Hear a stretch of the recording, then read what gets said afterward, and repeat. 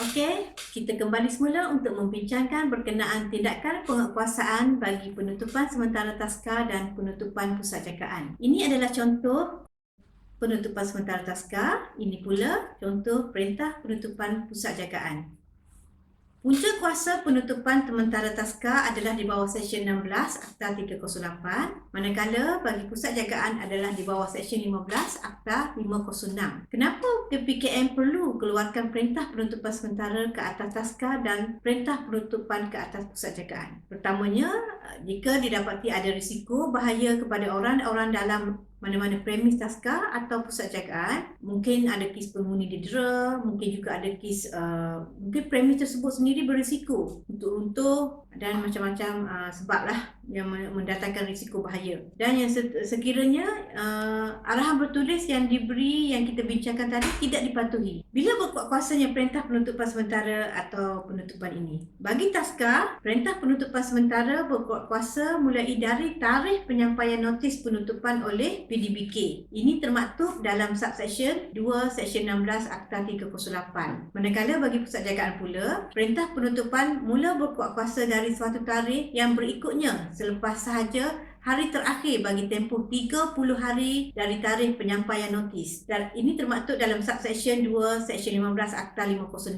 Ini bermakna hari ke-31 itu dah mula kuat kuasa perintah penutupan. Okey, seterusnya kita lihat proses tindakan penutupan sementara atau penutupan yang berlaku di peringkat PKMD selepas menerima persetujuan dari pengarah negeri untuk mengambil tindakan penguatkuasaan. Apabila menerima jawapan setuju dari pengarah negeri, dalam tempoh 1 hari, PKMD akan minit kepada PDBK untuk melengkapkan beberapa dokumen sebelum dikemukakan semula kepada pengarah negeri. Dokumen tersebut ialah kronologi kes, laporan penguatkuasaan, salinan perakuan pendaftaran. Penyediaan dokumen ini mengambil masa 3 hari. Di peringkat Pejabat Kebajikan Masyarakat Negeri pula, pegawai penguatkuasaan negeri akan membuat semakan dan perbincangan bersama pengarah negeri dan pengarah negeri akan memberi ulasan dan juga sokongan. Seterusnya, pegawai penguatkuasaan negeri akan mengemukakan secara bersurat kepada Ketua Pengarah Kebajikan Masyarakat dalam tempoh 3 hari. Secara keseluruhannya, tindakan penutupan ini mengambil masa selama 7 hari. Selepas menerima keputusan dari Ketua Pengarah Kebajikan Masyarakat, maka PDBK perlu menyampaikan perintah penutupan sementara atau penutupan ini kepada pengusaha taska atau pengendali pusat jagaan. Sebagaimana peruntukan di bawah Seksyen 16.2 Akta 308 dan Seksyen 15.2 Akta 506. Kaedah penyampaian ini boleh sama ada PDBK menyerahkan sendiri kepada pengusaha atau pengendali ataupun melalui pos berdaftar kepada alamat terakhir ataupun salinan ditampalkan di suatu tempat yang mudah dilihat pada premis tersebut. PDBK perlu membuat pemantauan dalam tempoh 3 hari selepas tamat notis penutupan sementara atau penutupan. Okey, kita telah selesai perbincangan tentang perintah penutupan sementara atau penutupan tadi. Kita teruskan perbincangan ini berkaitan tindakan penguatkuasaan pembatalan perakuan pendaftaran taska dan pusat jagaan. Ini adalah contoh perintah pembatalan perakuan pendaftaran taska.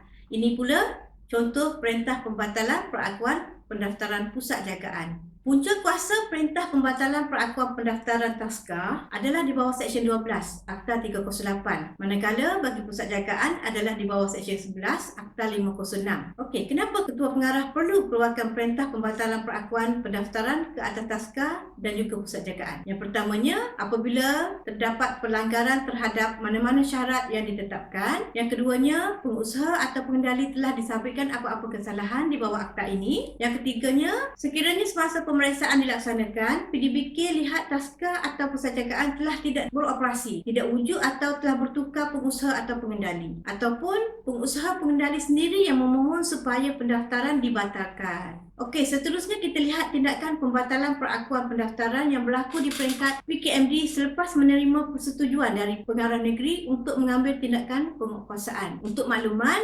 pembatalan perakuan pendaftaran taska diluluskan oleh Ketua Pengarah Kebajikan Masyarakat, manakala bagi pusat jagaan ianya diluluskan oleh pengarah negeri. Jadi bagi pembatalan perakuan pendaftaran pusat jagaan ianya selesai di peringkat negeri sahaja. Jangan pula tuan-puan menghantar permohonan pembatalan laporan pusat jagaan kepada Ketua Pengarah Kebajikan Masyarakat. Walau bagaimanapun, bagi tujuan rekod, Pengarah Negeri perlu memaklumkan pembatalan perakuan pusat jagaan kepada Ibu Pejabat JKM di Putrajaya. Okey, apabila menerima jawapan setuju daripada Pengarah Kebajikan Masyarakat Negeri, dalam tempoh 1 hari, PKMD akan minit kepada PDBK untuk melengkapkan beberapa dokumen sebelum dikemukakan semula kepada Pengarah Negeri. Dokumen tersebut ialah kronologi kes, laporan penguatkuasaan, surat permohonan pembatalan sekiranya ada, salinan perakuan pendaftaran taska, dan penyediaan dokumen ini mengambil masa selama 3 hari. Di peringkat negeri pula, Pegawai Penguatkuasaan Negeri akan membuat semakan dan perbincangan bersama Pengarah Negeri dan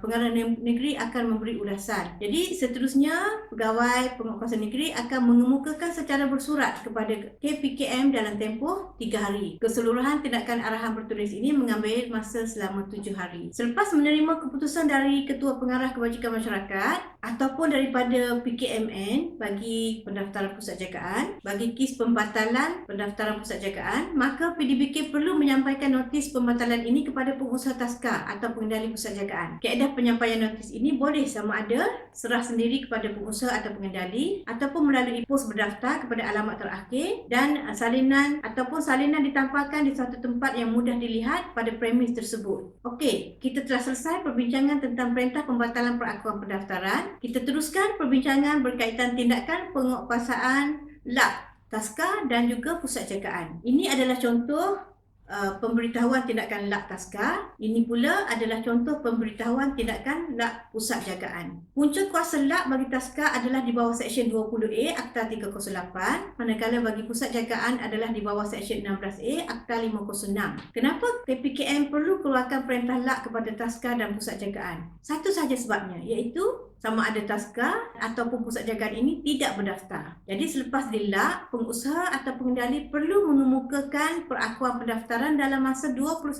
hari dari tarikh premis dilak, sebagaimana peruntukan Seksyen 20A 2A bagi taska dan Seksyen 16A 2A bagi pusat jagaan. Okey, kalau dah lak, bila pula kita boleh tanggalkan lak ini? Di bawah Subseksyen 3, lak boleh ditanggalkan bila pengusaha atau pengendali mengemukakan perakuan pendaftaran atau suatu perintah mahkamah diperolehi agar pengusaha atau pengendali berhenti menggunakan premis yang dilak tersebut sebagai taska ataupun pusat jagaan. Selain daripada dua perkara ini, sekiranya mana-mana pihak yang berkepentingan ke atas premis yang dilak memohon secara bertulis kepada Ketua Pengarah Kebajikan Masyarakat untuk menanggalkan lak, maka Ketua Pengarah Kebajikan Masyarakat boleh menggunakan budi bicara untuk membuka lak, dan kelulusan ini adalah bertulis. Contohnya, premis yang dilak tersebut adalah rumah yang disewa oleh pengusaha ataupun pengendali.